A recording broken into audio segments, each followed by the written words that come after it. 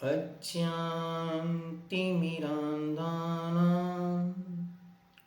ज्ञानाञ्जनशलाकया चक्षुरुन्मीलितं येन तस्मै श्रीगुरवे नमः।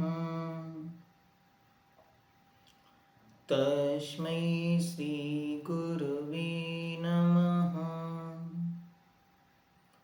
पंच परमेष्टि भगवान की जय। आचार्य देव गुरुवर श्री विद्यासागर जी महाराज की जय। आचार्य देव श्री समय सागर जी महाराज की जय।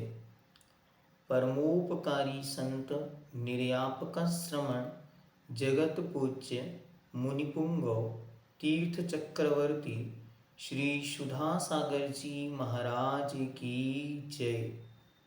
पूज्य श्री के दीक्षा दिवस महोत्सव की जय।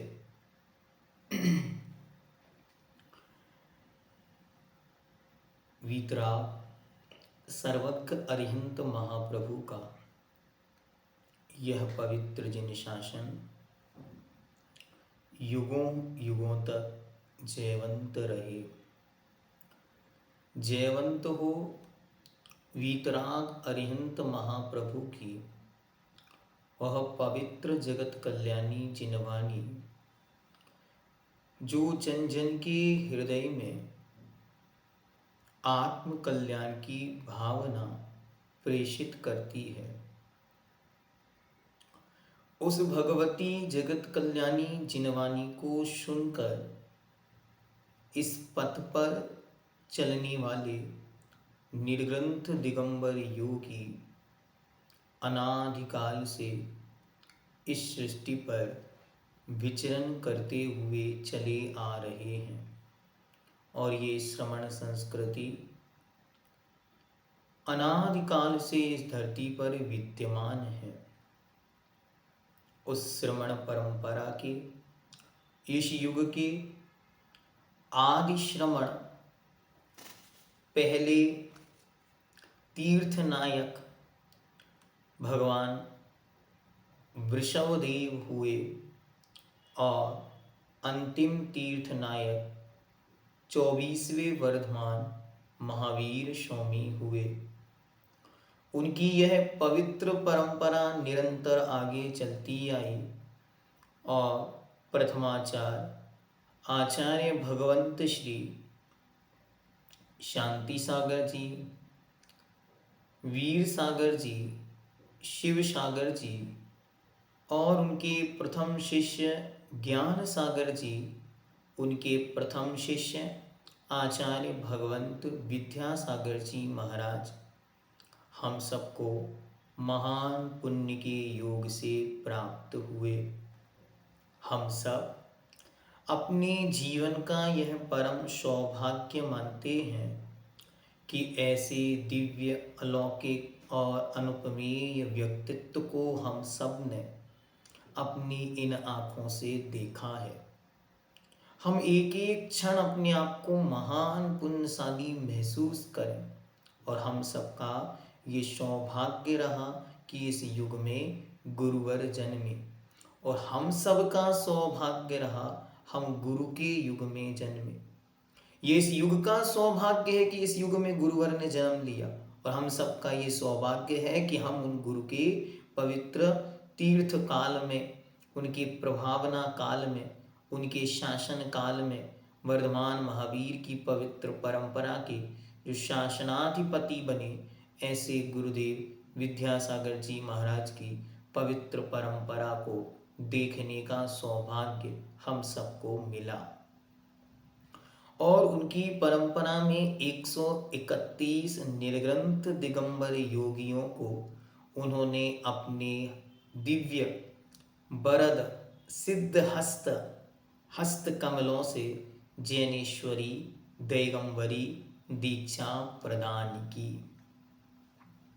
और उन दीक्षित 131 शिष्यों में जो एक विराट प्रभाव पुंज के रूप में विश्व पटल पर छा गए, जिन्हें जितनी उपाधियाँ, जितनी उपमाएं, जितने ताज और जितने सिंहासन उनके चरणों में रखे जाएं, वे सब कम हैं उनका नाम जगत पूज्य निर्यापक श्रमण तीर्थ चक्रवर्ती मुनिपुंगव श्री सुधा सागर जी महाराज है।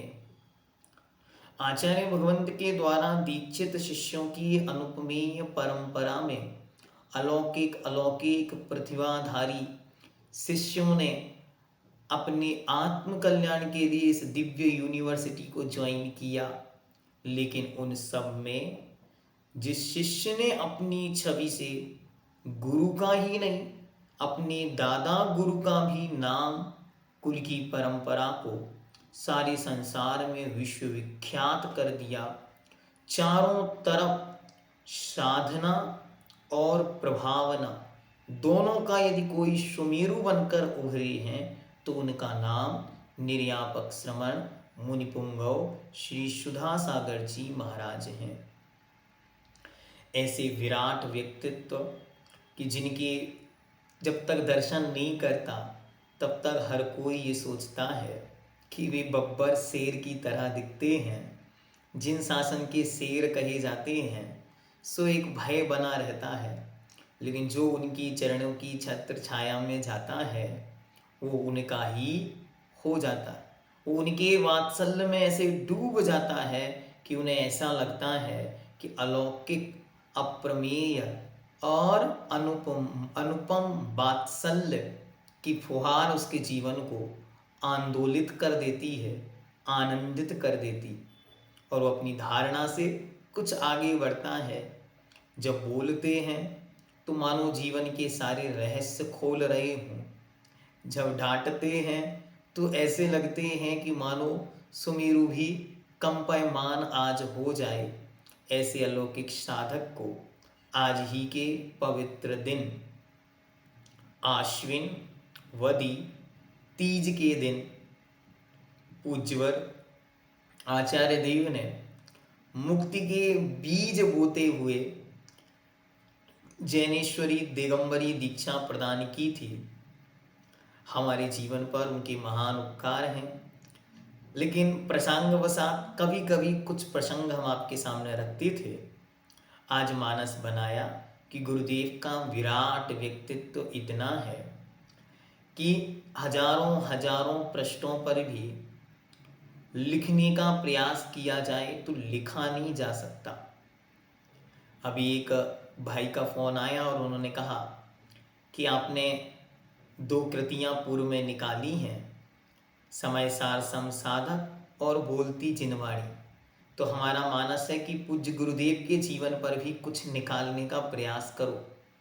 हमने कहा हमने प्रयास तो किया था पूर्व में तीर्थ चक्रवर्ती नाम से एक एल्बम निकालने का, लेकिन जब लिखने में हम शुरू किए तो हमने तीर्थों के नाम बस लिखने प्रारंभ किए तो लगभग 38 नाम तीर्थों के अकेले आ गए, जिन स्थानों के नामकरण पूज्य श्री ने अपने मुखारविंद से किए। तो हमने कहा जब वो लिस्ट ही पूरी नहीं हुई, और लगभग 42 नाम वर्तमान में हमारे पास लिखे हुए रखे, उसी पे वो काम रुक गया। कालांतर में जब समय मिलेगा तब वो तीर्थ चक्रवर्ती ई बुक आपके सामने उपस्थित होगी भी या नहीं होगी, वो भी जहाँ है वो वहीं रहेगी। आइए आज मन किया कि पूज्य गुरुदेव के विराट व्यक्तित्व से आप सबका परिचय हो, इसलिए हम पूज्य श्री के जीवन से जुड़ने के लिए ये विशेष श्रृंखला आपके सामने रखते। किसी ने बहुत सुंदर पंक्ति कही है कि इस जीवन में या तो हमें कुछ ऐसा लिख के जाना है जिसे कोई पढ़कर हमारी व्यक्तित्व को पहचान सके, या फिर हमें इतना विराट व्यक्तित्व स्वयं बन जाना है कि हजारों लोग हजारों पृष्ठ लिखें, लेकिन वे हमारे व्यक्तित्व को पूरा ना लिख सकें। बस उनमें से ही एक अलौकिक व्यक्तित्व हैं पूज्यवर मुनि पुंगव श्री सुधा सागर जी महाराज। एक ऐसी अनुपमेय शक्तियों से मंडित साधु हैं जिन्हें वाक सिद्धि, वचन सिद्धि के सैकड़ों उदाहरण समाज में आज आपको देखने को मिल जाएंगे। पूज्य श्री का जन्म मध्य प्रदेश के सागर जिले के ईश्वरबारा नामक एक ग्राम में हुआ, जिस ईश्वरबारा को 1000 शांतिनाथ भगवान के अतिशय क्षेत्र होने का गौरव प्राप्त है। और उन शांतिनाथ भगवान की पवित्र दिव्य छत्र छाया में ही रूपचंद जी श्रेष्ठी माता श्री शांतिबाई जी की कुक्षी से श्रावण शुक्ला सप्तमी, ध्यान से, पार्श्वनाथ भगवान का और पूज्य श्री का कनेक्शन कितना गहरा है ये हम आपको बताते हैं कि मोक्ष सप्तमी के दिन 21 अगस्त 1958 दिन गुरुवार को जन्म हुआ। देखो योग दिखा रहे हैं हम आपको, कितने सारे एक साथ मिल रहे हैं। 21 को जन्मे तो 21 हैं, 20वें का कोई प्रसंग नहीं। ये आचार्य भगवंत गुरुदेव श्री विद्यासागर जी महाराज से पूरे उम्र में 12 वर्ष अधिक उम्र के हैं, उम्र में, ठीक है। वो 46 में, ये 58 में, टोटल 12 वर्ष का अंतर। ये मोक्ष सप्तमी के दिन जन्मे, जहां भगवान पार्श्वनाथ के जन्मों जन्मों के संघर्षों का अंत हुआ, वहीं जय कुमार जी के संघर्षों की शुरुआत हुई।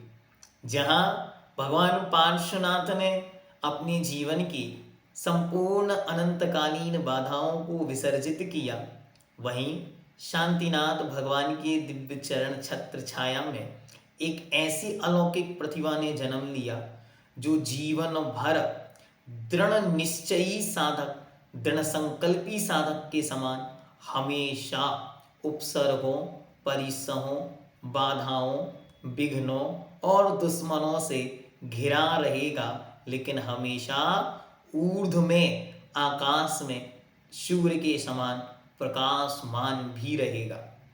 ऐसे शुभ योग बने। और दिन कौन सा? गुरुवार। गुरुवार को जन्मे हैं तो गुरु उनका भारी है और वे सब पर भारी हैं।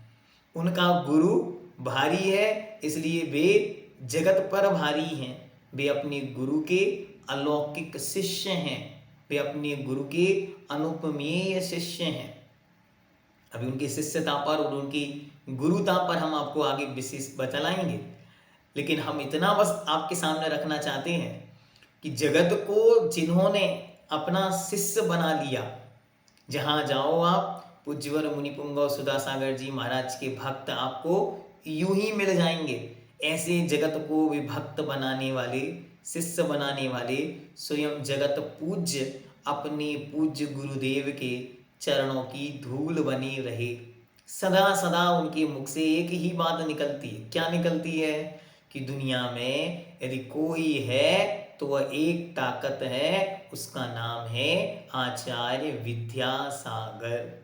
और उस शक्ति की छत्र छाया में मानो अपने आप को समर्पित करने वाले, गुरु के आज्ञा अनुसारी, गुरु के आचरण अनुसारी, गुरु परंपरा के, गुरु प्रभावना के और गुरु कुल को सर्वोच्च शिखर तक पहुंचाने वाले ऐसे दिव्य तपस्वी का जन्म उस छोटे से ग्राम में हुआ और नाम मिला जय कुमार। हर चीज का एक विशेष योग है, जिनकी जय जयकार संपूर्ण विश्व में होनी है, जिनकी जय जयकारें करते करते ये कंठ थक जाएंगे, लेकिन जयकारें पूरी नहीं गा पाएंगे। उस बालक का नाम जय कुमार रखा गया। जो एक क्षण शांति से नहीं बैठने वाले, वे ही शांतिनाथ भगवान की भक्ति करके आगे बढ़ने वाले हैं। और वे जय कुमार के नाम से ही आज वर्तमान में उस तीर्थ का नाम भी जयोदय तीर्थ नाम रखा गया। उसका भी रहस्य आपके सामने बाद में रखेंगे कि वो जयोदय मात्र जय कुमार जी के उदय से जयोदय नहीं है, अपितु पूज्यवर दादा गुरुवर महाकवीश्वर आचार्य श्री ज्ञान सागर जी महाराज की सुप्रसिद्ध रचना जयोदय महाकाव्य से उस क्षेत्र का नाम जयोदय ऐसा घोषित किया गया। अब आगे चलते हैं। पूज्य जय कुमार जी का जन्म तो वहां हुआ, लेकिन जीवन पार्श्वनाथ भगवान की भांति होने वाला है। यद्यपि वे तीर्थंकर थे और ये इस युग में तीर्थ चक्रवर्ती के समान प्रवर्तन करने वाले, तो इनके जीवन में भी बचपन से एक संघर्ष जुड़ गया और वह संघर्ष था बीमारी। और इन्हें लगातार 7 वर्षों तक निमोनिया हुआ और उसके कारण शरीर की स्थिति बहुत जर्जर, मतलब परिवार वालों को आशा नहीं थी कि ये बालक कभी बड़ा भी होगा। लेकिन जिसके भवितव्यता इतनी अनोखी है या जिनके निमित्त से इतने लोगों का कल्याण वृक्ष फलीभूत होने वाला है, उसको भी क्या कोई कर्म सता सकता है? तो हम लोगों के मन में प्रश्न आता है कि कर्म ने तो बड़ा सताया, क्योंकि पूज्य श्री हमेशा कहते हैं परीक्षा किसकी? स्वर्ण की होती है, लोहे की नहीं होती। तो उन्हें कसौटी पर कसा जा रहा था कि तुम जितना यहाँ तपोगे, जितना उपसर्ग संघर्ष और परिश्रमों को सहोगे, उतने मजबूत बनोगे। इसलिए संघर्ष की यात्रा में वे दृढ़ विजयी हों, इसलिए उनके साथ ये सब कुछ घटित हो रहा था। जय कुमार जी के पिताजी का नाम रूपचंद जी, माता का नाम शांतिबाई। इनके 2 भाई, एक बड़े भाई उनका नाम ऋषभ कुमार और एक छोटे भाई उनका नाम ज्ञानचंद। इनकी 2 बहनें, एक का नाम निरंजना और एक का नाम कंचन माला। इस प्रकार इनके परिवार में ये टोटल 6 सदस्य उस समय थे। गांव में अपनी प्राथमिक शिक्षा पूर्ण की और पूर्ण करने के बाद आगे की शिक्षा के लिए आगे बढ़ने वाले थे। तभी जीवन में एक नया प्रसंग सामने उपस्थित हुआ। अपनी दुकान के किसी काम से वे सागर जा रहे थे और सागर से लौटते समय भारी बारिश हुई।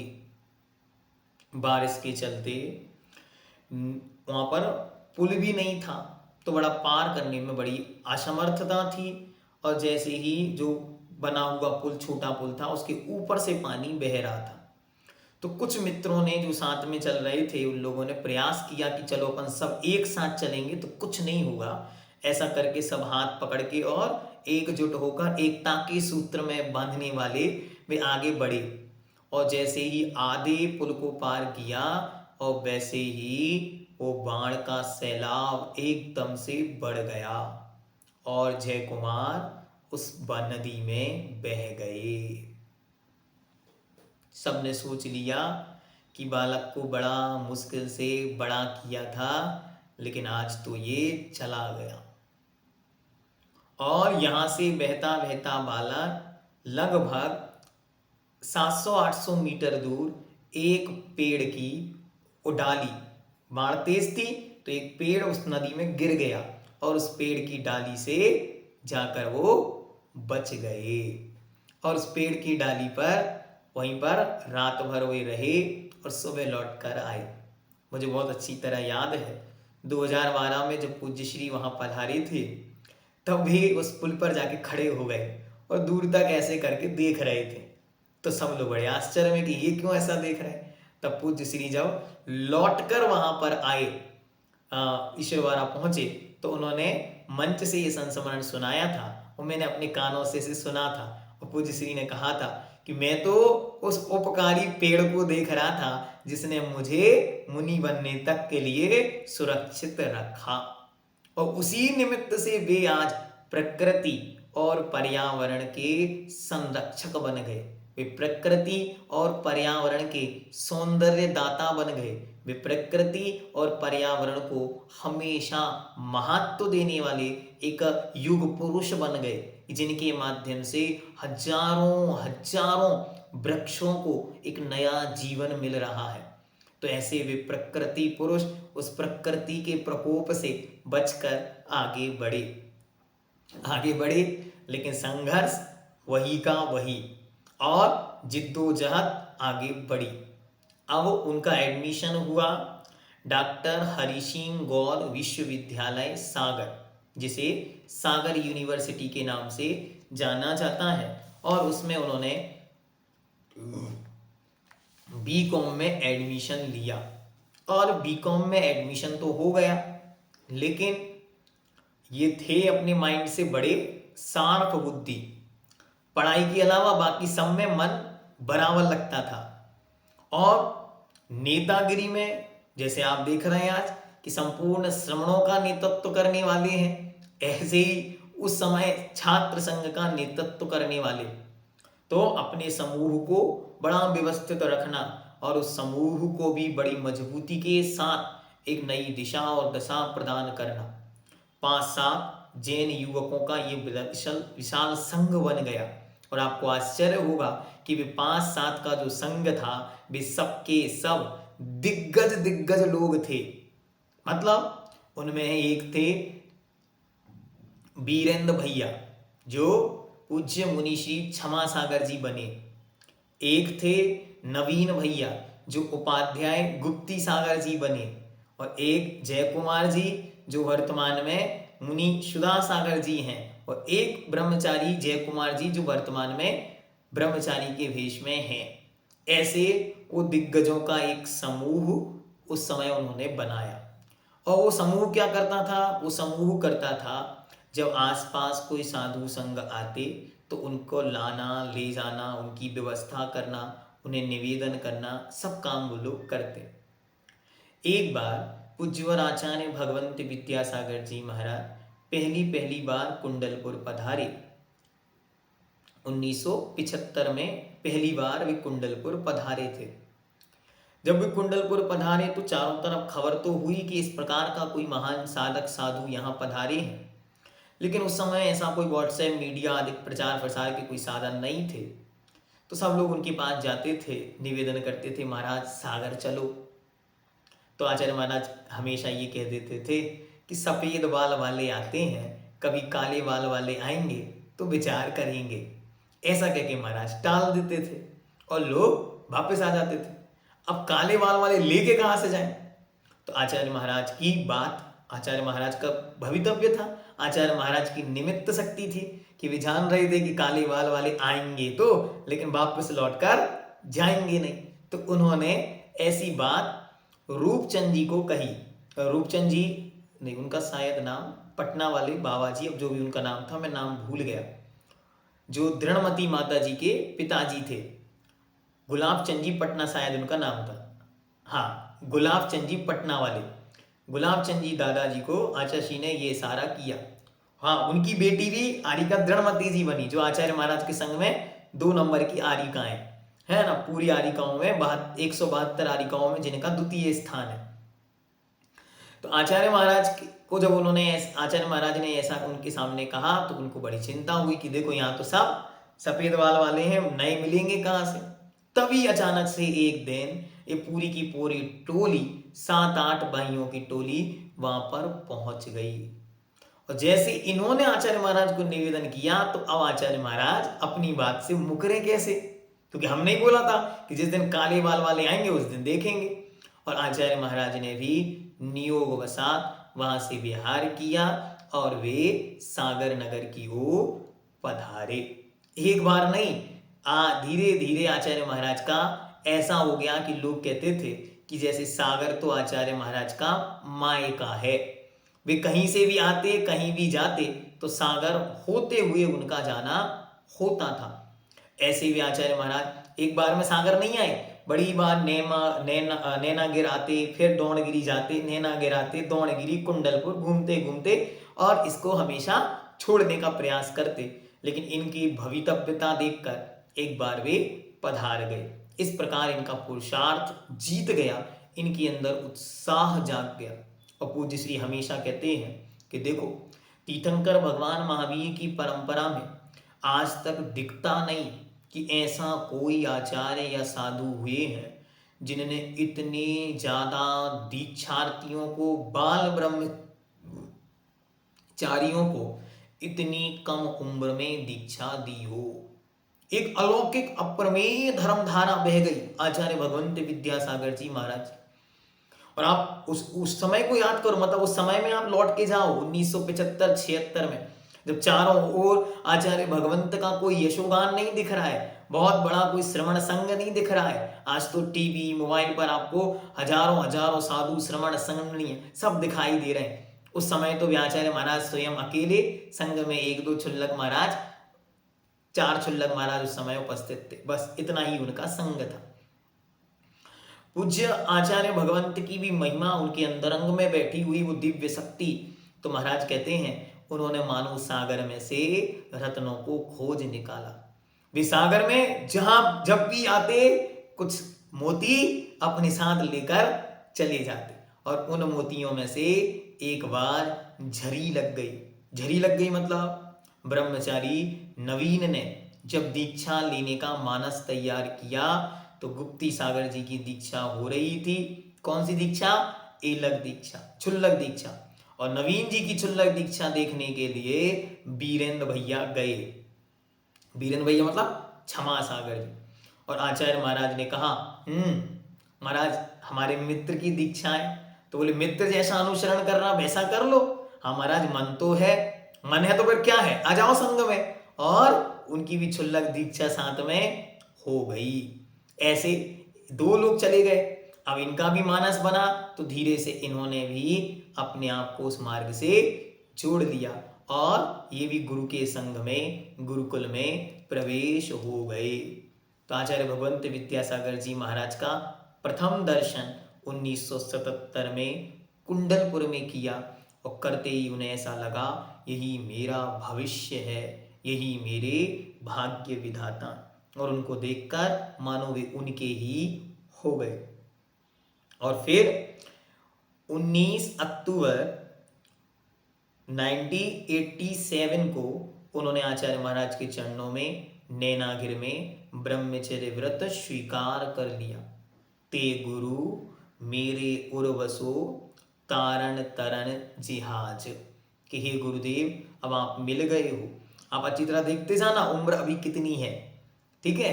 58 में जन्म हुआ तो अभी टोटल 20 साल की उम्र में उन्होंने व्रत को स्वीकार कर लिया। पूज्य गुरुदेव के चरणों का ये प्रताप था कि वे जिस जिस नगर से, जिस जिस जगह से गुजरे वहां व्रती और संयमियों का मार्ग प्रशस्त होता गया। और पूज्य गुरुदेव की कृपा बरसी और 2 वर्ष बाद जब एक दिन ये गुरु महाराज के चरणों में पहुंचे और गुरु महाराज से कहा कि महाराज हम लोग सब समेध सिकर जा रहे हैं, तीर्थ वंदना पर जा रहे हैं, तो हमको आशीर्वाद दीजिए। तो आचार्य महाराज कहते हैं अरे कब तक तीर्थ वंदना करोगे, आओ हम तुम्हें ही तीर्थ बना देते हैं। और आचार्य महाराज ने उनके सिर पर यूं हाथ रख दिया। बस वो हाथ रखना था कि पूरी शक्तियां मानो आचार्य महाराज ने उनमें उड़ेल दी। और आचार्य महाराज ने कहा अब आगे जाकर मानो संपूर्ण तीर्थों का नेतृत्व आपको ही करना है। तीर्थ शिरोमणि, तीर्थ रत्नाकर, तीर्थ चक्रवर्ती, तीर्थ जीर्ण उद्धारक, ना जाने कितनी उपाधियां सम्मान आपके चरणों में आएंगे, लेकिन आप निरीह वृत्ति से उनको कार्य करते हुए आगे बढ़ जाना। और पूज्य गुरुदेव का मंगल आशीर्वाद पाकर 10 जनवरी 1980 को नैनागिर सिद्ध क्षेत्र, जहां भगवान पार्श्वनाथ महास्वामी का दिव्य सम्मोषण भी आया है और बरदत्तादिक मुनिराजों की जो मोक्ष स्थली है, ऐसे नैनागिर में आचार्य भगवंत ने संस्कार पूर्वक उनके जीवन को संस्कारित कर दिया। तीर्थ बनाने के लिए, उन्हें परम पूज्य बनने के लिए परम सागर नाम दे दिया और वे क्षुल्लक परम सागर बन गए। क्षुल्लक परम सागर जी बने और आगे अपनी पवित्र परंपरा को और आगे बढ़ाते हुए पूज्य गुरुदेव के चरणों में बारंबार सब लोग भावना रखते थे कि महाराज कुछ विशेष हो। क्या विशेष हो? तो पूज्य श्री के चरणों में बारंबार दीक्षाओं की बहुत प्रसंग आते थे, लेकिन महाराज दीक्षा नहीं देते थे। उस समय तक कोई संघ में मुनि नहीं था, मात्र ईलक और क्षुल्लक महाराज थे। तब जाकर 9 मार्च 1980 को आचार्य भगवंत ने पहली मुनि दीक्षा पूज्यवर समय सागर जी महाराज को प्रदान की, जो वर्तमान में हम सबके अभिनव आचार्य, नवाचार्य के रूप में पद प्रतिष्ठित हैं। और उनके बाद क्रमशः ये श्रृंखला दीक्षाओं का एक माहौल संघ में व्यवस्थित हुआ और 15 अप्रैल 1982 82 में, मतलब मात्र 24 वर्ष की उम्र में, 20 वर्ष में व्रत लिया, 22 वर्ष में क्षुल्लक बने और 24 वर्ष की उम्र में 24वें तीर्थंकर भगवान वर्धमान महावीर स्वामी के जन्म कल्याणक के पवित्र दिन आचार्य भगवंत ने उसी सागर नगर में इनका काया पलट कर दिया और इन्हें ईलक परम सागर बना दिया। और ईलक परम सागर जी अपने गुरु महाराज की दिव्य सानिध्य के साथ बढ़ रहे हैं। कहाँ बढ़ रहे हैं? सिद्धों की भूमि की ओर। और सिद्धों की पवित्र भूमि समेत शिखर की ओर संपूर्ण संघ का मंगल विहार हुआ। उस समय समेत शिखर की यात्रा करना मतलब दुनिया की सबसे कठिन यात्राओं में से एक होती थी और सबसे पुण्यदायिनी मानी जाती थी। और श्रमण संघ, साधु संघ जब वंदना करते थे तो उसका अलौकिक आश्चर्य अलग ही होता था। और पूज्य गुरुदेव यहाँ से विहार करते हुए 82 में ईसरी पहुंचे और ईसरी में आदरणीय क्षुल्लक श्री जिनेन्द्र प्रसाद जी वर्णी महाराज, जो श्रद्धेय हैं, परम ज्ञानी, परम साधक, जिन्होंने अपने जीवन में ज्ञान की महान साधना की, ऐसे जिनेन्द्र वर्णी जी वहाँ पर उपस्थित थे। नियोग कहो या एक अभिनव प्रयोग कहो कि उनकी संलेखना के निमित्त आचार्य महाराज उस ईश्वरी नगर में रुक गए। और आचार्य महाराज ने जब उनकी संलेखना प्रारंभ हुई तब उन्हें क्षुल्लक दीक्षा दी और उनका नाम पड़ा क्षुल्लक सिद्धांत सागर, क्योंकि उन्होंने जैनेन्द्र सिद्धांत कोश नाम के 4 बृहदकाय ग्रंथों की रचना की थी। तो जैनेन्द्र वर्णी उनका पहले से नाम था। आचार्य महाराज ने उन्हें सिद्धांत सागर बना के जैनेन्द्र सिद्धांत और कोश इस शब्द को वहां पर जोड़ दिया। ये एक आचार्य श्री का सदा से एक अभिनव प्रयोग रहा। इस बीच में परम सागर जी निमित्त वसात धीरे धीरे अस्वस्थता की स्थितियां कहीं कहीं बनती थीं। सो आचार्य महाराज को लगता था कि ये क्यों ऐसा होता है। लेकिन जब क्षुल्लक जी की सेवा और वैयावृत्ति की बात आई तो परम सागर जी सबसे आगे आए और परम सागर जी ने संकल्प पूर्वक अच्छी तरह उनकी देखभाल की, वैयावृत्ति की और सेवा की। इतनी दृढ़ सेवा की कि आप जितने भी चित्र उनकी समाधि के समय के देखोगे उन सब में आपको सबसे आगे दिखाई देंगे तो ईलक परम सागर जी महाराज। और मैं अपने जीवन के अनुभव चिंतन के आधार पर ये बात हमेशा कहता हूँ कि आचार्य भगवंत विद्यासागर जी महाराज ने जो यश, कीर्ति और प्रसिद्धि पाई वो सब दादा गुरुवर महाकवीश्वर आचार्य ज्ञान सागर जी महाराज की निर्विघ्न सानंद सेवा, वैयावृत्ति और समाधि का फल है। और पूज्यवर निर्यापक श्रमण जगत पूज्य मुनिपुंगव श्री सुधा सागर जी महाराज ने जो यश, कीर्ति, प्रसिद्धि और सिद्धियां पाई हैं वो जिनेंद्र वर्णी जी, क्षुल्लक सिद्धांत सागर जी की निर्दोष समाधि, संलेखना, सेवा और वैयावृत्ति का फल है। क्योंकि जितनी जितनी साधु की सेवा करता है, निस दिन वैया वृत्ति करैया, सो निश्चय भव नीर तिरैया। और साधु समाधि, ये अद्भुत प्रसंग उन्होंने उस समय वहां पर उपस्थित किया। उनकी योग्यता देखकर उसी ईसरी चातुर्मास में एक प्रसंग वहां पर घटित हुआ। पूज्य श्री कहते हैं कि वह प्रसंग भी अलौकिक था कि मैंने तो कभी गुरु महाराज के चरणों में जाकर दीक्षा के निमित्त कोई निवेदन नहीं किया कि महाराज मुझे दीक्षा प्रदान करो। लेकिन एक दिन संघस्थ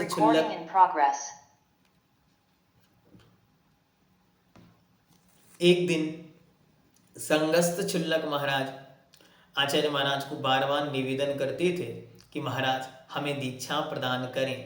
लेकिन महाराज कहते थे देखो उस परम सागर को देखो, वो तो कभी दीक्षा का निवेदन नहीं करता और तुम लोग जब देखो जब दीक्षा की बातें करते रहते हो। तो एक दिन एक क्षुल्लक महाराज आए और ईलक महाराज आए और महाराज से कहते हैं कि देखो आपकी वजह से हमारी दीक्षा नहीं हो पा रही, इसका दोष आपको लगेगा और आपके चारित्र मोहिनी कर्म का बंद होगा।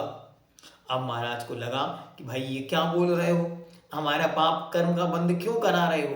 तो वे आचार्य महाराज के चरणों में गए और महाराज को निवेदन किया और निवेदन करते हुए महाराज से कहा कि महाराज, गुरु महाराज, न हमने कभी दीक्षा मांगी है और ना ही हम दीक्षा मांगते हैं, क्योंकि हमें आप पर पूर्ण भरोसा है, विश्वास है कि जो आपने दिया है वो छप्पर फाड़ के दिया है, आगे भी आप जो देंगे, जो कृपा करेंगे वो आपकी कृपा महानतम होगी।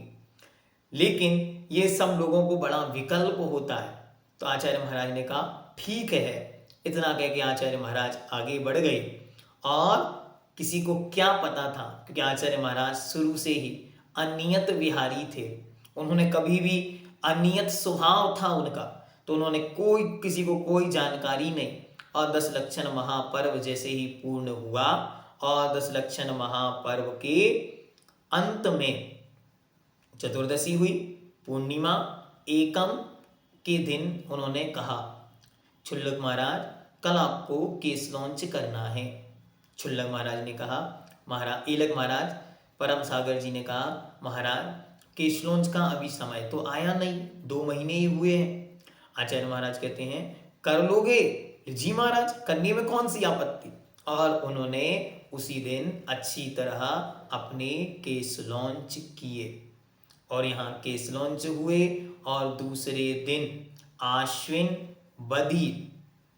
आश्विन कृष्ण तृतीया 25 सितंबर 1983 सिद्धों की पवित्र छांव ईसरी में, जिसे सिद्धों की तलहटी कहते हैं, शाश्वत भूमि का वो एक अंग है, उस शाश्वत भूमि में शाश्वत तीर्थों की महान करुणा का एक अंग और भावी सिद्धों की स्थापना करने वाला एक विशाल काय श्रवण संघ का अद्भुत अनुपमेय रत्न बनने का सौभाग्य जिनको प्राप्त होने वाला है, ऐसे पूज्यवर सुधा सागर जी महाराज, परम सागर जी महाराज आदि 5 ईलक महाराजों को दिगंबरी, जैनेश्वरी, भगवती दीक्षा सिद्धों की साक्षी में, सिद्धों की तलहटी में प्रदान की और उन्होंने उनको नाम दिए पूज्य मुनि श्री सुधा सागर जी, पूज्य मुनि श्री समता सागर जी, पूज्य मुनि श्री स्वभाव सागर जी, पूज्य मुनि श्री सरल सागर जी और पूज्य मुनि श्री समाधि सागर जी। और ये 5 मुनिराजों की पंच परमेष्ठी साक्षी दीक्षा संपूर्ण जगत के कल्याण का कारण वहां बनी। ऐसे पूज्य गुरुदेव हैं और उनकी महान महिमा है। एक बार पूज्य गुरुदेव उसी विहार में आगे बढ़ रहे थे और एक स्थान पर उन्होंने पूज्य आचार्य महाराज के वैयावृत्ति करने गए और वैयावृत्ति करते समय उनकी वह पिछी उन पिच्छियों में मिल गई और आचार्य महाराज ने उस पिच्छी को उठाया और उनकी पिच्छी को लेकर आवर्त करने लगे। जब पिच्छी से आवर्त कर रहे थे तो छुल्लक जी के मन में आया कि ये तो मेरी पिच्छी है। अब आचार्य महाराज को बोले भी तो कैसे बोले, ना तो बोल सकते और ना उनकी पिच्छी लेकर जा सकते। वो थोड़ी देर खड़े रहे। थोड़ी देर खड़े रहने के बाद आचार्य महाराज ने आवर्त कर लिए तो आचार्य महाराज इशारा करके पूछते हैं, क्या बात है महाराज, आप जो पिच्छी लिए हुए हैं वो मेरी पिच्छी है। तो आचार्य महाराज कहते हैं ये रखिए, इसको लेके जाओ। तो अब उनको डर लगे कि आचार्य महाराज की पिच्छी कैसे लेके जाएं। सो आचार्य महाराज की पिच्छी जैसे तैसे करके उन्होंने ले तो ली, लेकिन कहते हैं पूरी रात हमको नींद नहीं आई। अब हम लेकर जैसे रूम में पहुंचे तो हमने सोचा थोड़ी देर रुकते, महाराज जैसी सामायिक पे बैठ जाएंगे तो अपन पिच्छी बदल लेंगे। तो जैसे ही आचार्य महाराज सामायिक पे बैठे तो वो महाराज के पास गए और उन्होंने जैसे पिच्छी को टच किया तो आचार्य महाराज पिच्छी के ऊपर ही बैठे थे और उन्होंने पिच्छी नहीं उठाई और वो आ गए। कहते हैं पूरी रात हमको नींद नहीं आई कि इतनी बड़ी महाराज आचार्य की पिच्छी मैं क्यों लेके आ गया और आचार्य महाराज क्या कहना चाहते हैं। जैसी सुबह हुई तो सुबह आचार्य महाराज क्लास में बड़ी अच्छी तरह शांति के साथ और समय सार जी की एक गाथा सबके सामने रखे हुए कहते हैं, सुनो आप लोगों ने घर छोड़ दिया, परिवार छोड़ दिया, नाम छोड़ दिए, कपड़े छोड़ दिए, लेकिन अब ये पिच्छी, ये कमंडल, इनसे भी ममत्व नहीं रखना। ये आपके नहीं है, ये तो मात्र जिनेंद्र भगवान के द्वारा प्रदत्त मुद्रा के चिन्ह हैं। ऐसे महान आध्यात्मिक गुरु के ऐसे महान शिष्य हैं, ऐसे सामान्य नहीं समझना कि कैसे इनको इतना बड़ा किया। तो आचार्य महाराज ने एक एक को जैसे घूट पिलाए हैं।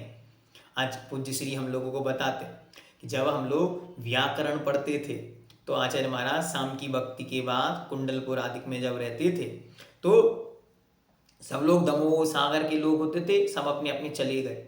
हम लोग संग बसता था तो आचार्य महाराज कहते थे पढ़ो रामा रामौ रामा। ऐसे आचार्य महाराज एक एक शब्द पढ़ाते थे और हम लोग एक एक शब्द पढ़ते थे और बड़ी अच्छी तरह आचार्य महाराज एक एक शब्द का उच्चारण करवाते थे और हम लोग एक एक शब्द का उच्चारण करके याद करते थे। आचार्य महाराज एक एक चीज पढ़ाते थे और कहते थे कल इसको सुनाओगे तो आगे पढ़ाएंगे। तो ऐसे एक एक चीज को वे कंठस्थ करवाते थे। एक बार एक कोई विद्वान सागर से पधारे और उन विद्वान ने लाके बहुत सारे शास्त्रों का सेट वहां पर रख दिया। उसका शायद जैन सिद्धांत कोश ही था और उन्होंने वहां पे आचार्य महाराज को भेंट किया। सामने क्षमा सागर जी और परम सुधा सागर जी खड़े थे। तो आचार्य महाराज ने कहा इसे अपने पास रख लो। वे दोनों महाराज वहां लेके गए और कुछ प्रसंगों को पलटकर देख रहे थे। आचार्य महाराज एक दिन क्लास पढ़ा रहे थे तो क्लास के बीच में इन्होंने कोई और प्रसंग को रखा। आचार्य महाराज कहते हैं ये कहाँ से आया विषय, ये तो हमने आपको पढ़ाया नहीं। तो वो हंसते हुए कहते हैं महाराज कोई बात नहीं महाराज, कोई बात नहीं। लेकिन आचार्य महाराज तो बड़े तीक्ष्ण बुद्धि के थे, वो उन्हें तुरंत समझ में आ गया कि कुछ तो गड़बड़ चल रहा है और आचार्य महाराज ने तुरंत ही वहां से उठकर उनकी कमरे की ओर आए। हाँ, पहले ऐसे आचार्य महाराज रेट पड़ती थी आचार्य महाराज की और जाके देखते थे कि शिष्यों के कमरों में क्या क्या रखा है, शिष्यों के कमरों में क्या क्या है, इनकी टेबलों पर क्या क्या रखा है। तो आचार्य महाराज जब वहां पर पहुंचे उन्होंने व्यवस्थित देखा तो उन्हें भी शास्त्र मिले। तो आचार्य महाराज ने उनको उठवाया। फिर आचार्य महाराज ने कहा देखो क्रमशः स्वाध्याय करो, जब आप क्रमशः स्वाध्याय करोगे तब जाकर जीवन में बहुत ज्ञान का अगाध सागर आएगा और जब वो सागर आपको भर जाएगा फिर कुछ रेफरेंस देखना हो तब इन कोशों का प्रयोग करना। ऐसे आचार्य महाराज ने अनार से उनको सब कुछ सिखाया। तो ऐसे आचार्य महाराज की अनुपमेय कृपा के भी परम पात्र रहे और परम करुणा से भरकर आचार्य महाराज ने उन लोगों को दिया। पूज्य श्री की हमेशा बताते कि हम लोगों को आचार्य महाराज ने एक एक शब्द से पढ़ाया। उनके उपकार कौन भूलेगा, जिस गुरु ने सब कुछ दिया, जिस गुरु ने अपने जीवन का सर्वस्व हम लोगों को प्रदान कर दिया। महाराज कहते हैं एक बार आगे बढ़ते हुए मार्ग में किसी ने शिकायत की, महाराज सुधासागर जी का स्वास्थ्य ठीक नहीं रहता। क्यों नहीं रहता? महाराज वो चटाई का प्रयोग नहीं करते, इसलिए उनको सर्दी बनी रहती। तो आचार्य महाराज कहते हैं बुलाओ। तो परम सागर जी, सुधासागर जी वहाँ पहुँचते। आचार्य महाराज कहते क्यों, चटाई कहाँ है आपकी? महाराज जहाँ हम सोते वहीं बाजू में रखी रहती। अच्छा, रखने के लिए दी थी कि ओढ़ने के लिए दी थी? महाराज दी तो ओढ़ने के लिए थी, लेकिन हम लोग प्रैक्टिस कर रहे हैं इसको छोड़ने की। आचार्य महाराज कहते सुनो, आज से बराबर चटाई का प्रयोग करो। अरे ये भी कोई बात हुई? हमको तो बड़ा आश्चर्य लगा। महाराज कहते कि आचार्य महाराज ऐसा क्यों कह रहे हैं? तो आचार्य महाराज कहते हैं अभी स्वास्थ्य का ध्यान रखो, अभ्यास करो। ठीक है महाराज। आचार्य महाराज की आज्ञा अनुसार चटाई बाजू में रख के सो जाते। कदाचित कभी ठंड का अनुभव होता तो प्रयोग कर लेते।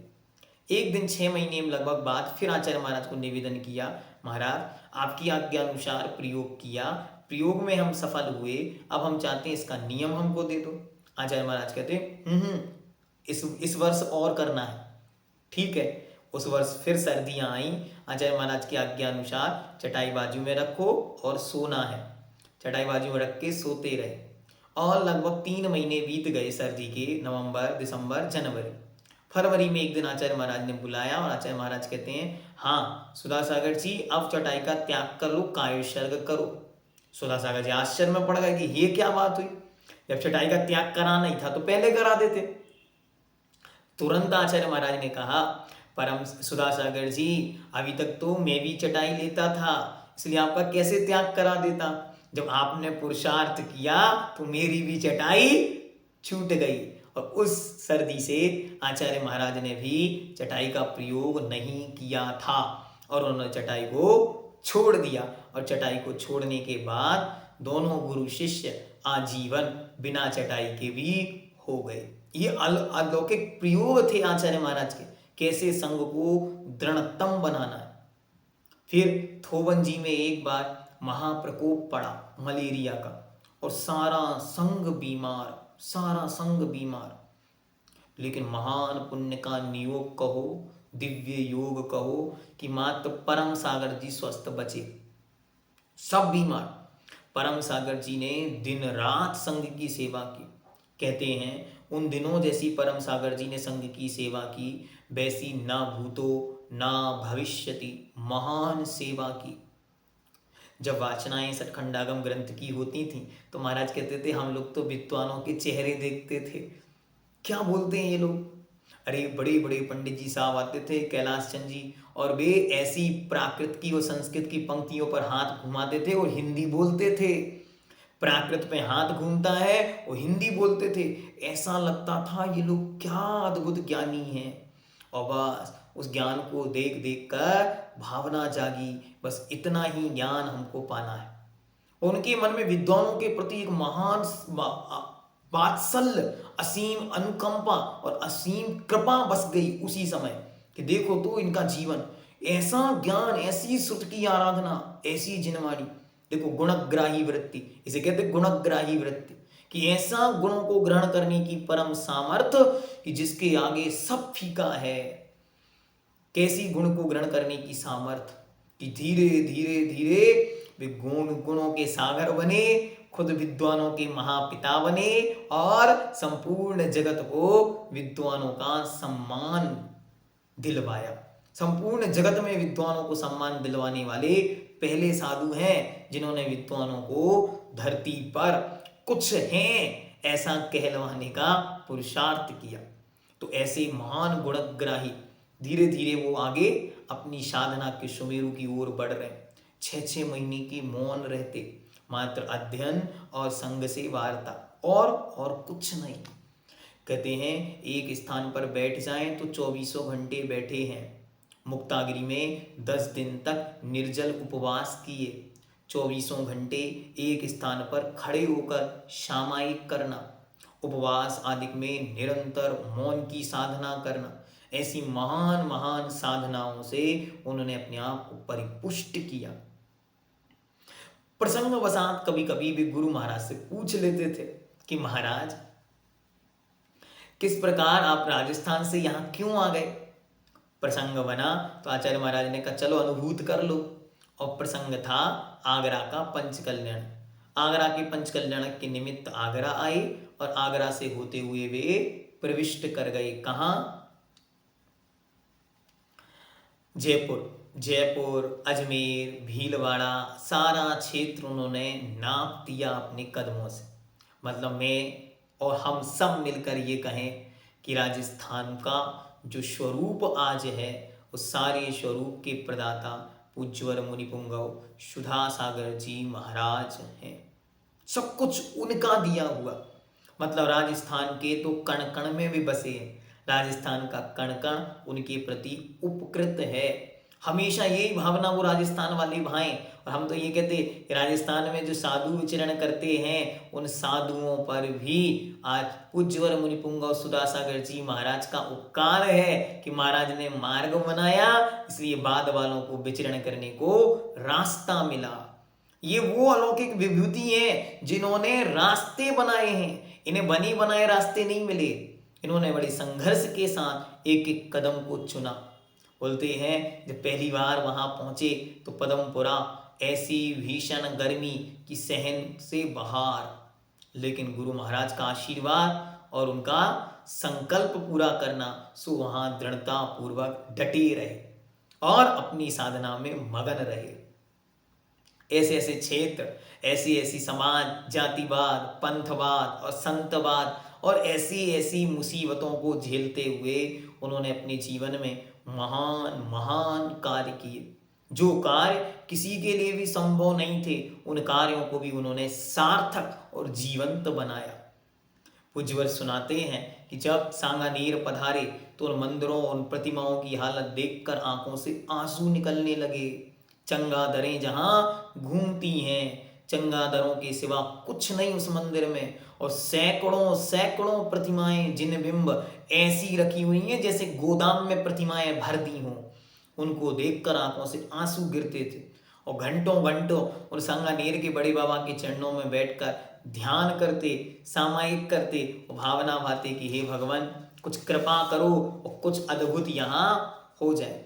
हम लोग जब आज वहां पर देखते हैं हजारों हजारों लोग लाइन लगाकर पूज्य श्री की महान महिमा बतलाई हुई उन प्रतिमाओं का अभिषेक करते हैं, तो जब हजारों हजारों लोग एक साथ उन प्रतिमाओं का अभिषेक करते हैं तो आश्चर्य होता है कि पूज्यवर मुनिपुंगव सुधा सागर जी महाराज की ये महान कृपा है। इस संपूर्ण श्रमण संस्कृति, जिन शासन और ये जैन परंपरा युगों युगों तक उन सुधा सागर जी महाराज के प्रति ऋणी रहेगी, जिन्होंने फिर से जिन शासन की महिमा को, जिन अभिषेक, जिन पूजन और शांति धारा की महिमा को जन जन के हृदय में भर दिया। वरना स्थितियां ये थी कि एक एक मंदिर में अभिषेक करने वाले भगवान 100, अभिषेक करने वाला 1, और कहीं तो वो भी नहीं मिलता था। कहीं तो लोग नंबर से आते थे, आज हमारे परिवार का नंबर, 7 दिन हमारा परिवार अभिषेक करेगा, उसके बाद दूसरा परिवार करेगा। उनके यहाँ यदि सूतक लग जाए तो ये वाले अभिषेक को नहीं जाते थे। आज महिमा देखो, ये महिमा है पूज्यवर मुनिपुंगव सुधा सागर जी महाराज की, जिनकी महिमा के निमित्त से आज लोग अभिषेक करते हैं और अपने लाखों रुपए की माया, लोभ, परिग्रह भगवान के चरणों में चढ़ा के चले जाते हैं। ये पूज्यवर सुधा सागर जी महाराज की पवित्र महिमा है कि आज हजारों हजारों लोग प्रतिदिन सुबह उठकर श्री जिनेंद्र भगवान का अभिषेक करने जा रहे हैं। और लाखों कहें तो आश्चर्य नहीं होगा, संपूर्ण भारत में आज लाखों लोग जो प्रातः मंदिरों में भरे आपको दिखाई दें, तो इस सब मुनिपुंगव सुधा सागर जी महाराज की करुणा, उनकी कृपा, उनके उपदेश का ही फल है। जब पूज्यवर 1996 में कहाँ पहुंचे, सांगानेर पहुंचे, और जब सांगानेर पहुंचे तब उन्होंने 96, और जब वो वहां पर पहुंचे तो उन्होंने एक दिन प्रश्न उठाया, और प्रश्न उठाकर उन्होंने कहा, शायद 93 या 94 की घटना भी हो सकती, सन मुझे एकदम एग्जैक्ट याद नहीं। वो वहां पर पहुंचे और उन्होंने प्रसंगवशात पूछा जिज्ञासावशात। बोले आपके जयपुर के पास में ही एक पंडित भूरामल जी हुए हैं जो बाद में आचार्य ज्ञान सागर जी बने, उनको कौन कौन जानता? किसी ने भी हाथ नहीं उठाया। महाराज को बड़ी वेदना हुई कि देखो तो, जिसने संत शिरोमणि आचार्य भगवंत विद्यासागर जी जैसे महान रत्न को प्रदान किया, उस महान शूर को यहाँ कोई नहीं जानता। महाराज ने फिर कहा, अरे यहाँ पास में एक राणौली ग्राम है सीकर जिले में, वहाँ का कोई है क्या? तो एक व्यक्ति ने हाथ उठाया, हाँ महाराज, हमारे पूर्वज वहाँ के हैं, हमारा जन्म भी वहीं हुआ था, लेकिन हम लोग यहाँ कई वर्षों से रहते। आपको कुछ पता? नहीं नहीं महाराज, हमने भी उनके बारे में कुछ नहीं सुना। बस महाराज ने उस दिन उन्हीं संगानेर वाले बड़े बाबा की छत्र छाया में ये संकल्प ले लिया कि अब तो राजस्थान नहीं, भारत का बच्चा बच्चा ज्ञान सागर महाराज की जय बोलेगा। और उस दिन से वह बीड़ा उन्होंने ऐसा उठाया कि आचार्य महाराज ज्ञान सागर जी के नाम से शांति, ज्ञान सागर जी के नाम से साहित्य प्रकाशन हुआ, ज्ञान सागर जी के नाम से आचार्य ज्ञान सागर वागर्थ विमर्श केंद्र व्यावर में उसकी स्थापना हुई, उनके साहित्यों का प्रकाशन हुआ, उनके साहित्यों पर अंतरराष्ट्रीय राष्ट्रीय विद्युत संगोष्ठियां आयोजित की गईं और बड़े बड़े विद्वानों ने जब उनके ग्रंथों को खोला, देखा, सब हतप्रह रह गए, आश्चर्यचकित रह गए। ये क्या हो गया? ऐसा भी संभव है? अरे ये क्या लिखा है? और विद्वानों ने कहा, अगर आज ये ज्ञान सागर जी महाराज जीवित होते तो हम उनके दोनों चरण उठा के अपने सिर पर रख लेते। तो कोई कहता ये ज्ञान सागर जी महाराज तो महाकवि कालिदास के समकक्ष इनकी प्रज्ञा है। तो कोई ने इनको भारवी के तुल्य कहा, तो कोई ने इनको भाष्य के तुल्य कहा। महान महान कवियों की श्रेणी में उन्हें रखा और उस उनके जो काव्य ग्रंथ थे, उन काव्य ग्रंथों को बृहत्त्रयी नाम से 3 ग्रंथों की चर्चा जो चलती थी, उन्होंने बृहच्चतुष्टयी नाम में जयोदय महाकाव्य को भी ऐड किया। ऐसा महान काम उस समय पूज्यवर मुनिपुंगव सुधासागर जी महाराज ने उस जयपुर नगर के अंदर किया। पूज्य गुरुदेव जहाँ जहाँ जाते वहाँ नए नए तीर्थ बनते जाते। इतने तीर्थ, इतने तीर्थ, इतने उन तीर्थों के संस्मरण कि युगों युगों तक अब भी तीर्थ अपनी गौरव गाथा गाएंगे तो सुधासागर जी महाराज स्वयं जयवंत हो जाएंगे। और धीरे धीरे भी जहाँ जहाँ उनके पग बढ़ते चले जाते, वहाँ पुराने तीर्थों का संरक्षण वो देवगढ़ से ही प्रारंभ हुआ और देवगढ़ में महान अतिशयों के साथ उन हजारों हजारों प्रतिमाओं का संरक्षण पूज्य श्री के सानिध्य में हुआ। आगे महान महान तीर्थों का नवनिर्माण उनके सानिध्य में हुआ। लगभग 42 तीर्थों की लिस्ट हमारे पास उपलब्ध है, वो कभी आपके सामने हम रखेंगे और डिस्क्रिप्शन बॉक्स में हम उसका नाम आपको दे देंगे, तो आप लोग उसको देखना। कितने तीर्थ उनकी कृपा से पुनरुद्धार को प्राप्त हुए, कितने मंदिरों का नवनिर्माण उनकी कृपा और उनके आशीर्वाद से हुआ।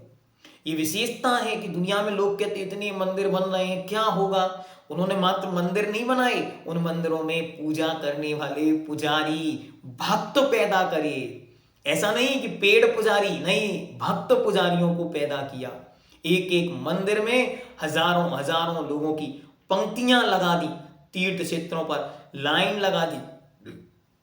आज आप देखो देवगढ़ में अभिषेक करने वाले ललितपुर से लोग भरकर जाते हैं। आज आप देखो एक एक क्षेत्र जो नगर में है, सर्वार्थ सिद्धि, रणथंभौर, वहां सवाई माधोपुर के लोग बसों गाड़ियों में भर भर कर अभिषेक करने जाते। ऐसी उन तीर्थों की महिमा गा गा के उन्होंने अपने आप को इस युग का तीर्थ चक्रवर्ती घोषित कर दिया कि संपूर्ण जगत में मुनियों में महान साधना करके वे इस युग में मुनि पुंगव बने। 1996 का चातुर्मास जब जयपुर के अंदर हुआ, तब एक महान कार्य उनके निमित्त से और हुआ। वे देख रहे थे, बड़े दिनों से सुन रहे थे, एक स्थान है जहां मुनियों की निंदा के सिवा कुछ नहीं हो रहा है। मुनियों के विरोध, आर्ष मार्ग, आर्ष परंपरा और निर्गंत वीतराग धर्म के विरोध का प्रचार चल रहा है और धड़ल्ले से इनके विद्वान बढ़ रहे हैं। जहां इनके लोग गद्दियों पर जाकर बैठते हैं, वहां लोग कलश करने का त्याग कर देते। अभिषेक, पूजाएं, मालाएं सब छूट रही हैं। मुनियों को आहार देने वाले नहीं बचे, ऐसे ऐसे गांव नगर थे। पूज्य श्री की कृपा बरसी और पूज्य श्री ने 1 सितंबर 1996 को श्री दिगंबर जैन श्रवण संस्कृति संस्थान की स्थापना सांगानेर में की और उसके माध्यम से आज ये विशाल काय दिव्य वट वृक्ष आपके सामने दिखाई पड़ रहा है, जिसमें लगभग 1000 विद्वान पढ़ चुके हैं और अभी 200 विद्वान वहाँ बच्चे अभी वहाँ पे अध्ययन कर रहे हैं और लगभग 100 बहनें पढ़ चुकी हैं और अभी 200 बहनें लगभग वहाँ पर अध्ययन कर रही हैं। अभी ये परंपरा निरावाद गति से और कब तक चलेगी? जब तक वीरंगज नाम के मुनि इस धरती पर रहेंगे तब तक ये श्रवण परंपरा उन्नति को और वर्धमानता को प्राप्त होगी। पूज्य श्री हमेशा अपने मुख से कहते हैं, जिस चीज का बीजारोपण करो इस भावना से करो कि ये अनंत है, ये शाश्वत है। सो ऐसी शाश्वत स्थापना उस तीर्थ की ज्ञान तीर्थ की, जिसके माध्यम से आज जिन शासन में जिन भगवान की परंपरा गुंजयमान हो रही है, श्रवणों की परंपरा गुंजयमान हो रही है, चारों तरफ आर्ष मार्ग के निर्गंत वीतराग परंपरा के श्रवण पोषक विद्वान संपूर्ण जगत को देखने को मिल रहे हैं, तो सारा संसार नतमस्तक है उनके उपकारों के आगे। वे महान साधु हैं निर्यापक श्रवण मुनिपुंगव श्री सुधासागर जी महाराज। संसार पर महान कृपा है उस श्रवण संस्कृति संस्थान की। उस श्रवण संस्कृति संस्थान जैसे जैसे पल्लवित पुष्पित और धीरे धीरे वृद्धि को प्राप्त हो रहा है और उसी में से आप सबको भी फल चखने को मिल रहे हैं। पहले पाठशाला के रूप में मिला, जिसमें लगभग 500 पाठशालाएं संपूर्ण भारत के अंदर चल रही हैं, जिसमें लगभग 30-40 हजार बच्चे पढ़कर अपने जीवन को एक नई दिशा और जिन शासन की सेवा को समर्पित हो रहे हैं। फिर जब और वृक्ष फलीभूत हुआ तो हम सबके सामने 12 वर्षीय स्वाध्याय पाठ्यक्रम सामने आया, जिसमें लगभग अभी 12,000 लोगों ने इस वर्ष परीक्षा दी थी और इस वर्ष 2-4 हजार का ग्रोथ और होगा, तो लगभग 15,000 स्वाध्यायी इस संपूर्ण विश्व से आराधना कर रहे हैं। पूज्य श्री ने जिस चीज को अपने जीवन में धारण किया उसे एक दृढ़ संकल्प बनाया और वह दृढ़ संकल्पी साधक की महान प्रज्ञा और प्रतिभा का फल है कि संपूर्ण संसार को ऐसा अद्भुत अलौकिक घर घर जिनवाणी, हर घर जिनवाणी, जहां जहां भी जिनवाणी पहुंच सकती थी वहां वहां जिनवाणी पहुंच रही है। आप सब देखो 24 घंटे अध्ययन करने वाले हैं। हाँ, लोग 2 बजे अमेरिका में बैठकर भी पढ़ते हैं, अध्ययन कर रहे हैं। और इस वर्ष का 10 लक्षण महापर्व की आराधना देखो आप, 250-350 तक लोग उसमें उपस्थित हुए। कहाँ से? अमेरिका के अनेक स्टेट से और लंदन से, दुबई से, सब जगह से लोग उसके प्रति आकर्षित हैं। हमें जिनवाणी सुननी है और उस जिनवाणी को सुलभ और जन जन तक पहुंचाने का काम किया श्रवण संस्कृति संस्थान ने और परमोपकारी संत निर्यापक श्रवण मुनिपुंगव श्री सुधासागर जी महाराज। ये आचार्य भगवंत के ऐसे अलौकिक शिष्य हैं, जिस चीज को छू लिया उसे मानो आसमान तक पहुंचा दिया। हम लोग तो ये मानते कि हम जैसों को कौन पूछने वाला था यहाँ, लेकिन उनकी कृपा, उनका मस्तक पर हाथ, ऐसा वरद हस्त है, ऐसा वरदान है जिस वरदान ने मानो जीवन पलट दिया। पूज्य श्री एक संस्मरण सुनाते कि एक बार आचार्य महाराज ने कहा कि चलो आज आप लोग पढ़ेंगे। एक एक दिन एक एक जन वाचना करते थे। वृद्ध संग्रह का प्रसंग चल रहा था और प्राण और पर्याप्ति का विषय चल रहा था। उसी दिन नियोग से किसी संगोष्ठी में कोई विद्वान लोग आए थे। वे सब विद्वान एक साथ वहां पे आ गए और वे विद्वान कहते हैं आचार्य महाराज से, महाराज बहुत सुंदर व्यवस्था आपने ये बनाई और इतने सारे मुनियों को आप तैयार कर रहे हैं, बहुत गजब का काम। मेरी एक शंका है। अब सब समझ गए भैया, पंडित जी और शंका मतलब कुछ तो गड़बड़ है। तो पंडित जी साहब कहते हैं, महाराज ये बताइए प्राण और पर्याप्ति में क्या अंतर है? महाराज कहते हैं, अब हमको तो कुछ ज्ञान नहीं, उतना हमको आता नहीं, हम क्या करें। हमने तुरंत आंखें बंद की और सोचा कि हे भगवान अब क्या होगा। तो हमें आचार्य श्री दिखे। जैसे आचार्य श्री दिखे तो हमने आचार्य श्री की तरफ इशारा करा, महाराज आप बोलो। तो आचार्य श्री हमसे कहते हैं हाँ सुधा सागर जी बोलो। अब आचार्य महाराज कहते सुधा सागर जी बोलो, और हमको तो कुछ आ ही नहीं रहा। हमने पुनः आंखें बंद करी, भगवान से कहा कि हे भगवान, हमको तो दुनिया में कोई जानता नहीं, पहचानता नहीं, अपनों को तो कोई पहचान नहीं, और अपने कोई अपमान की कोई चिंता नहीं, लेकिन हमारे गुरु जगत में महान हैं, पूज्य हैं। ये विद्वान लोग क्या कहेंगे, इन मूर्खों को, इन अनपढ़ों को, अज्ञानियों को दीक्षा दे दी। ये भगवान हमारे गुरु की आज लाज रखना। और बस मुख खोला तो मुख से निकला कार्य और कारण का अंतर है। सारे विद्वान लोग तालियां ठोक रहे हैं और आश्चर्य के साथ कह रहे हैं कि आचार्य विद्यासागर जी महाराज आपने गजब कर दिया। क्या ज्ञानी छोटी छोटी उम्र के सुंदर सुंदर शिष्य बनाए हो। ऐसी जब गुरु की प्रभावना, गुरु की भावना, गुरुकुल की परंपरा, अपने आचार्य भगवंत दादा गुरुवर ज्ञान सागर जी की प्रभावना हो, अपने गुरुवर आचार्य विद्यासागर जी की पवित्र परंपरा की प्रभावना हो, गृहीत मिथ्यात्व का त्याग हो, चारों तरफ गृहीत मिथ्यात्व पर भी आंधी बनकर आए। ऐसा लगता था कि जहां भी जाते हैं वहां एक नया विद्रोह खड़ा हो जाएगा। किनके बीच, मिथ्यात्व और सम्यक्त्व के बीच। अरे उन मिथ्यात्वियों को स्थान नहीं मिलता। कहीं कहीं तो वे ऐसे ऐसे घूमते थे, ऐसे ऐसे देवी देवता, और घूमते घूमते उन मुनि पुंगों के चरणों की धूल लगा के शांत हो जाते थे। अरे जो मिथ्या दृष्टि, एकांत मिथ्या दृष्टि थे, मुनियों को नहीं मानते थे, उन्होंने तक ये कहना प्रारंभ कर दिया था कि सब लोग ध्यान से सुनो। उनके प्रवचनों में शब्द गूंजते थे, अरे ध्यान से सुनो, आचार्य विद्यासागर जी का दर्शन और मुनिपुंग सुधा सागर का प्रवचन, ये दो चीजें किसी को नहीं मिलनी चाहिए, क्योंकि जिसे मिलेंगी वो हम लोगों का भक्त नहीं बचेगा। ये अद्भुत प्रवचन शैली, वाक पटुता, प्रवचन वत्सल्य और उनके अंदर श्रुत अरिहंत भक्ति, आचार्य भक्ति, गुरु की भक्ति, श्रवण संस्कृति की भक्ति और श्रवण परंपरा के प्रति उनका महान उत्साह और उमंग इतनी गहरी थी, उन्होंने इस पवित्र परंपरा को अक्षुण्ण बना के रखा। अपने गुरु की आज्ञा, अपने गुरु का आशीर्वाद, अपने गुरु की कृपा जैसी उन्होंने पाई, हमको देखने में कहीं नहीं आया। इतनी दूर रहकर, मतलब 20 वर्ष 19 वर्ष तक गुरु का दर्शन नहीं मिला, लेकिन गुरु के लिए नैना तरसते रहे, नैना प्यासे रहे, और जब गुरु से मिले तो वे नैना बरस पड़े।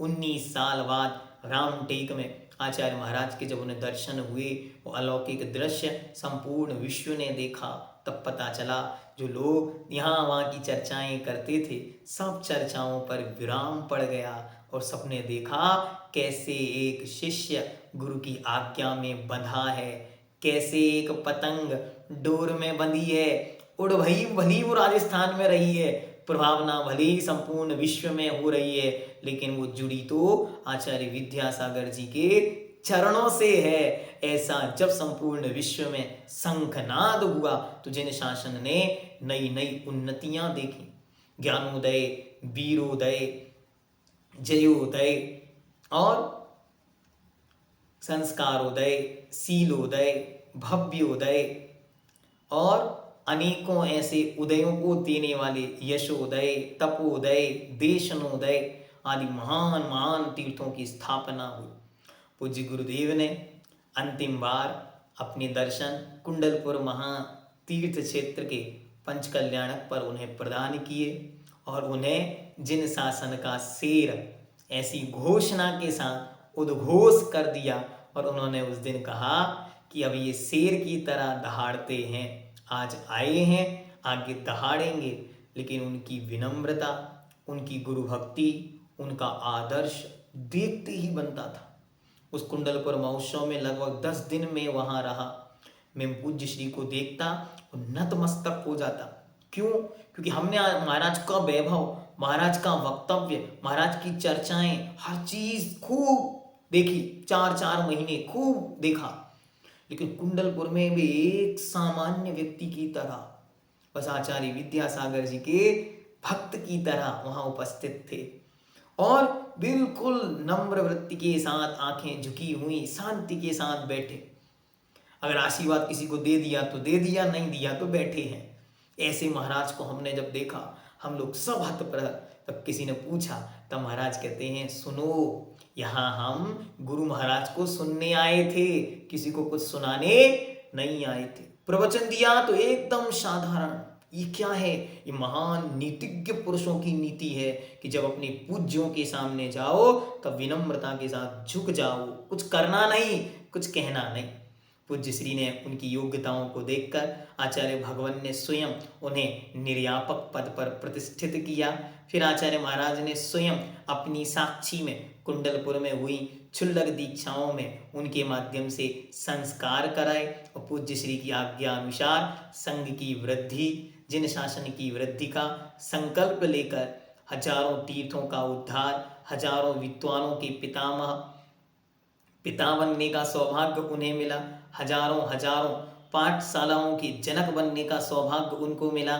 शंका समाधान, जिज्ञासा समाधान आदि के माध्यम से जन जन के घर तक पहुंचकर उनके हृदय में प्रवेश जिन्होंने किया और हजारों लोगों के हृदय में जिनकी छवि अमिट और अनुपमेय हुई है, ऐसे आचार्य महाराज की कृपा पात्र वे आगे आचार्य महाराज के दायित्वों को आगे बढ़ाते हुए, जो आचार्य महाराज ने अंतिम वक्तव्य में कहा था कि निर्यापक अब संघ का संचालन करेंगे, निर्यापक संघ को वृद्धिनगत करेंगे, उनमें हम सबके ज्येष्ठ और श्रेष्ठ आचार्य पूज्यवर निर्यापक श्रमण श्री समय सागर जी महाराज वर्तमान आचार्य हैं और बाकी जो शेष 8 निर्यापक महाराज पूज्यवर योग सागर जी, पूज्यवर नियम सागर जी और उनके पश्चात सुधा सागर जी महाराज। जिस दिन पूज्य गुरुदेव की आज्ञा उनको प्राप्त हुई वहीं से संघ की वृद्धि शुरू हुई। अक्षय तृतीया से ही अक्षय भैया का संघ में प्रवेश हुआ और धीरे धीरे जिन शासन की वृद्धि के लिए लगभग 8 ब्रह्मचारियों का प्रवेश संघ में हो चुका है, जो जिन शासन के लिए आगे के लिए एक सुखद और शुभ संकेत है कि आगे चलकर एक महान जिन शासन में छोटे छोटे युवा मुनि, छोटे छोटे युवा संस्कृति शासक श्रमण हम सबको देखने को मिलेंगे और हम सब कृतज्ञ हैं, हम सब उपकृत हैं, हम सब आभार मानते हैं पूज्य श्री का कि जब श्रवण संस्कृति संस्थान की स्थापना हुई तो लोग कहते थे यहाँ पढ़ने कौन आएगा, लेकिन जब वो शुरू हुआ तो आज महान ज्ञानी जीव वहां से उद्भूत हो रहे हैं। पूज्य श्री ने संघ की स्थापना जब प्रारंभ की तो श्रवण संस्कृति संस्थान के 2 भाई पूर्व में प्रवेश ले चुके थे, एक भैया का अभी प्रवेश हुआ। ऐसे संस्थान के 3 विद्वान, मतलब विद्वान अब चारित्र को अंगीकार करेंगे, सम्यक ज्ञानी अब चारित्री बनेंगे, तो जिन शासन की प्रभावना तो फैलेगी। श्रवण संस्कृति संस्थान युगों युगों के लिए अमर हो जाएगा। लोग कहेंगे, आज तक लोग कहते थे वे भी विद्वान बनाते थे, तुम भी विद्वान बनाते हो, अंतर क्या हुआ? लेकिन अब दुनिया कहेगी हम मात्र विद्वान नहीं बनाते, हम चारित्री विद्वान बनाते, हम मात्र विद्वान नहीं बनाते, हम श्रमणों की स्थापना करते हैं। आगे चलकर वे श्रावक कुल की गौरव गरिमा तो बढ़ाएंगे, वो मुनि बनकर मुनियों का मार्ग बढ़ाएंगे। पूज्य गुरुदेव की कृपा से वे 8 ब्रह्मचारी बहुत अच्छी तरह अपनी आत्म साधना कर रहे हैं और आज हम सबका परम सौभाग्य कि आज उनकी केस लॉन्च हम सब ने देखे। आगामी समय में जैनेश्वरी, भगवती, दैगंबरी दीक्षाएं भी हम देखेंगे। पूज्य श्री को हमने मुनि के रूप में देखा ही है। पढ़ाते समय समयसार आदि की वाचनाएं जब उनके मुख से सुनी तो उपाध्याय का दायित्व निर्वाह उन्होंने पूर्ण किया ही है और आचार्य महाराज की महान कृपा से वे निर्यापक पद पर आसीन होकर निरंतर संघ की वृद्धि और संघ की श्री गणेश अब जब पुनः होगा तो एक बृहदकाय दिगंबर श्रवणों की परंपरा देखने को मिलेगी। आशा है कि पूज्य श्री हम सबके बीच शतायु हों, चिरायु हों और वे शतायु चिरायु सहस्र अधिक जैनेश्वरी दीक्षाएं प्रदान कर इस जिन शासन को वृद्धिनगत करें, जिन शासन का गौरव बढ़ाएं और बाल ब्रह्मचारिणी बहनें भी अब दीक्षा की ओर ताक रही हैं, तो उनके लिए भी आगे मार्ग प्रशस्त हो, ऐसी हम सब मंगल भावना भाते हैं कि जिन्होंने हम सबको इतना दिया, इतना दिया, इतना दिया कि हम सब पूरे जीवन पर्यंत उनके गुण गाएंगे तो भी एक अक्षर नहीं गा सकते। हमने आपको इतना सुना दिया, 1 घंटा पूरा हो गया, लेकिन हमको लग ही नहीं रहा कि अभी हमने कुछ सुनाया।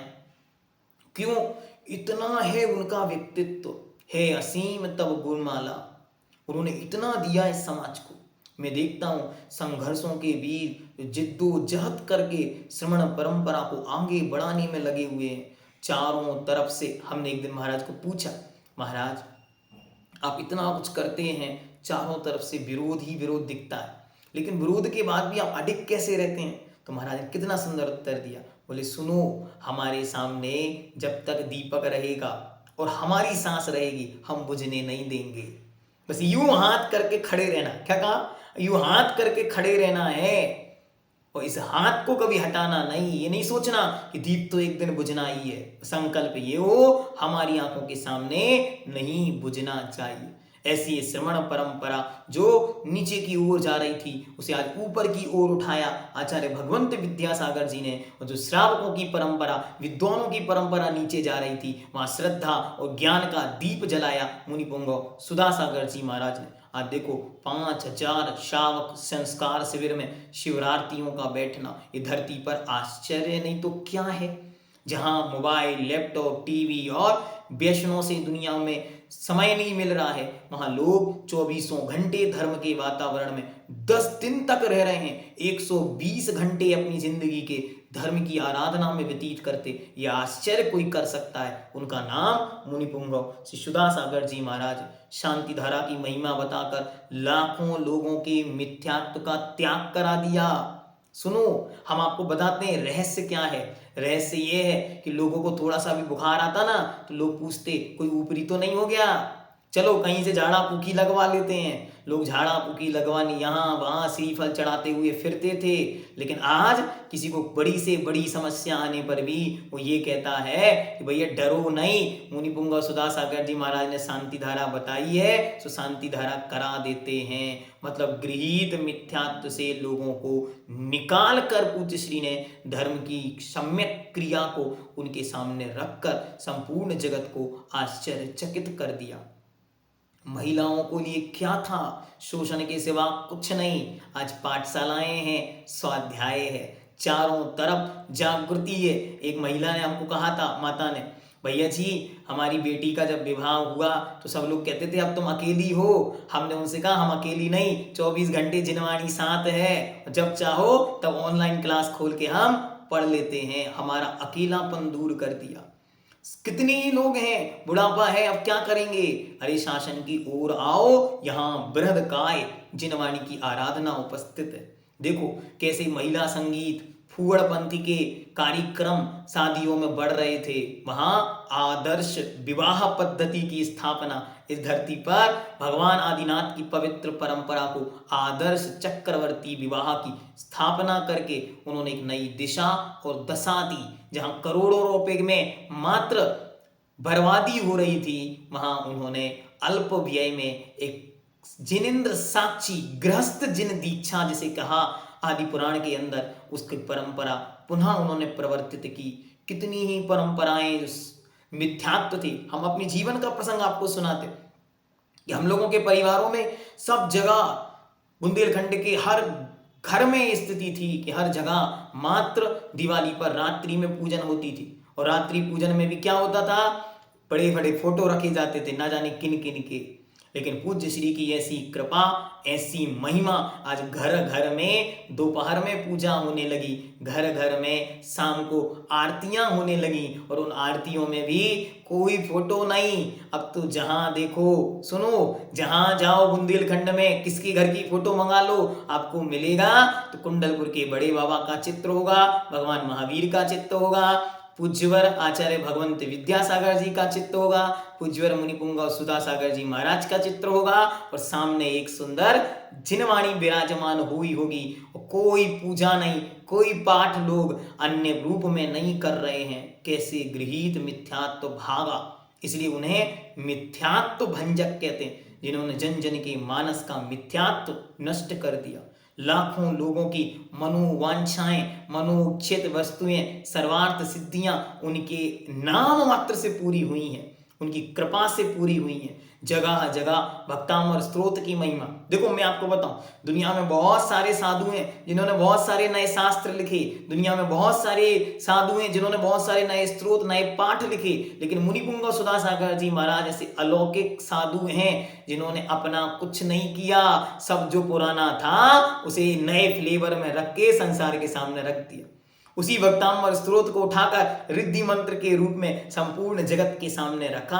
आज सारा जगत लाभान्वित है और सैकड़ों मंदिर ऐसे हैं जहाँ 24 घंटे भक्तामर स्त्रोत जी का पाठ हो रहा है और लोग मुनिपुंगव सुधासागर जी महाराज की करुणा के गीत गा रहे हैं। गौशालाएं, पाठशालाएं, वृद्धाश्रम, मातृ छायाएं और कितने उपकार गिनाएं।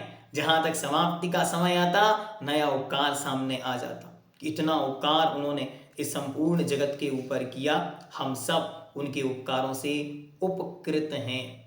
हाँ, लिख रहे हैं शासनोदय में कभी ताले नहीं लगते।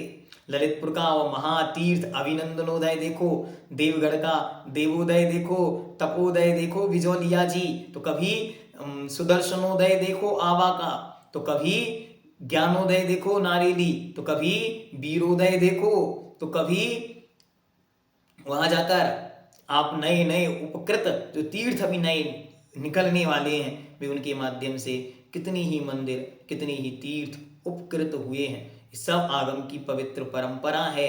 अच्छी तरह ये ध्यान रखो। ये नहीं सोचा करो कि मंदिर बनवा रहे हैं महाराज तो ये सब क्या है, ये भी ऐसा होता है क्या? हाँ, ये सब अरिहंत की आज्ञा है। शास्त्रों में इन सब का विधान है। भगवान नेमिचंद महाराज के सानिध्य में गोमटेश्वर बाहुबली की प्रतिष्ठा हुई थी कि नहीं हुई थी? तो उन्होंने भी तो उस प्रतिष्ठा के पूर्व उस प्रतिमा का अवलोकन किया ही होगा, देखी ही होगी। उस सब परंपरा को आगे बढ़ाते हुए इस धरती पर हम सबके नाथ, हम सबके स्वामी, हम सब पर महान कृपा करने वाले, हम सबके गुरुवर, हम सबके शिक्षा गुरुवर, हम सबको आगे व्रत आदि प्रदान करके मार्ग प्रशस्त करें, चारित्र आदि प्रदान करें। और आप सबको भी हम तो अब सबसे कहने लगे, क्या कहने लगे कि आचार्य महाराज तो जब थे तो हम लोगों को लगता था कि किस प्रकार से व्रत मिलेगा किसी को कि नहीं मिलेगा, क्या होगा, दीक्षा होगी कि नहीं होगी। लेकिन अब तो 8 निर्यापक महाराज हैं और आचार्य महाराज स्वयं खजुराहो में विराजमान है। आप जाओ, निवेदन करो, नए मार्ग को ओपन, खुला हुआ मार्ग है। कितना सुंदर रास्ता मिला है सबको दीक्षा लेने का, शिक्षा लेने के खूब सारे मार्ग रास्ते खुल गए हैं। आप सब अपने व्रत और चारित्र को आगे बढ़ाते हुए जिन शासन की उन्नति प्रभावना में बार बार उनके चरणों में हम नमन करते हैं, जिनने सब कुछ दिया है हमको, हम उनको क्या दे पाएंगे? एक बूंद भी हम अपने जीवन में उनके उपकारों के लिए कुछ नहीं कर पाएंगे। हम सबको लगता है हम बहुत कुछ कर पाएंगे, हम सब उनके उपकारों को कभी भी चुका नहीं पाएंगे। इसलिए ये शिष्य सदा ऋणी रहेगा, उपकार गुरु का न ये चुका सकेगा। आप तो सतायु हो, पूर्ण आयु हो और युगों युगों तक आपके द्वारा बतलाए गए मार्ग, प्रभावनाएं, प्रशस्त मार्ग सदा सदा बना रहे। हम सबका शुभ उपयोग निरंतर आपके माध्यम से बना रहे। गुरुआ पांतु नो नित्यं ज्ञान दर्शन नायका, चारितारणो गंभीरा, मोक्ष मार्गोपदेशका। जगत पूज्य निर्यापक श्रमण मुनिपुंगव श्री सुधासागर जी महाराज की जय। पूज्य श्री के दीक्षा जयंती महोत्सव की जय हो, जय हो, जय हो। सभी को जय जिनेन्द्र। आप सभी का आभार जो आप सब ने पूज्य श्री की इस महिमा को, वखान को सुना। कभी और प्रयास करेंगे आपको आगे की महिमा बतलाने का। और जो तीर्थ चक्रवर्ती नाम की सीरीज एक किताब के रूप में आपके सामने आएगी, तो तो हमें आशा है आप सब उसका भी स्वागत करेंगे। धन्यवाद।